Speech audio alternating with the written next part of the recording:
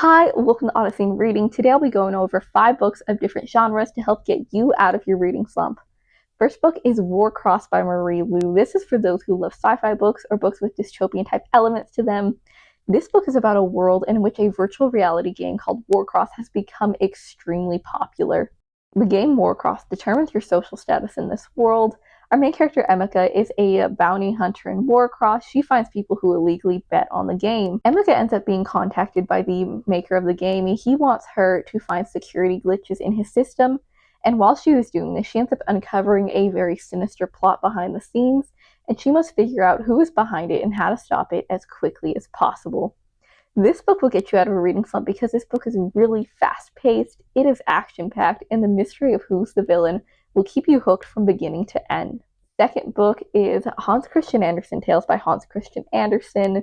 This is for the fantasy lovers, and it will help you guys get out of your reading slump because there is already a level of comfort and familiarity with these stories. You're likely familiar with The Little Mermaid, Thumbelina, even The Emperor's New Clothes. And if you're just having a really hard time trying to sit down and read a long fantasy novel, you can pick this one up instead and just flip to some of the fairy tales. Most of them can be read in about 15 minutes or less, and this will help get you back into your normal reading rhythm.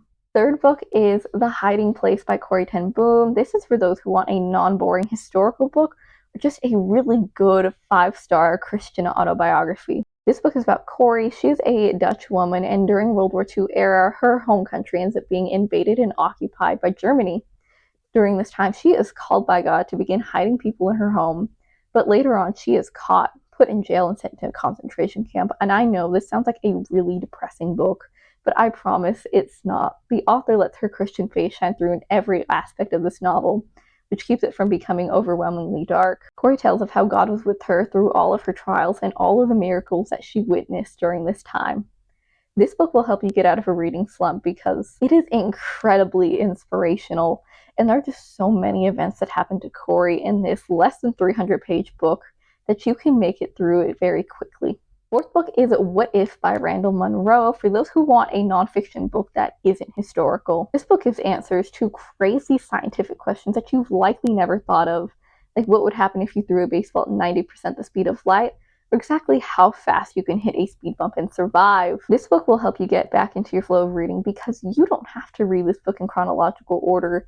You can jump straight to the questions that you really want answered, and after this book, you will be ready to move on to other fun science-type books. Fifth and final book is The Inheritance Games by Jennifer Lynn Barnes. This is for those who want a book with mystery-type elements to it. This is a story of Avery Graham.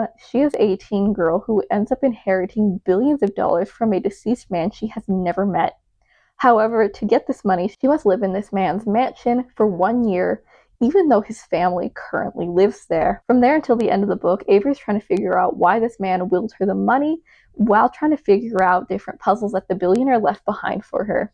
This book will help get you out of reading slump because it is extremely fast-paced. There is never a chapter where something isn't happening. Also, most of the chapters are really short and most of them end on cliffhangers, so you can finish this book in about a week or less and be ready to move on to the other books in this trilogy. Alright guys, that is the end of my video, and I hope it was helpful for you. If you like this video, then please subscribe and comment down below if you've read any of the books on this list. Thank you for watching. Hope to see you next Friday. Bye.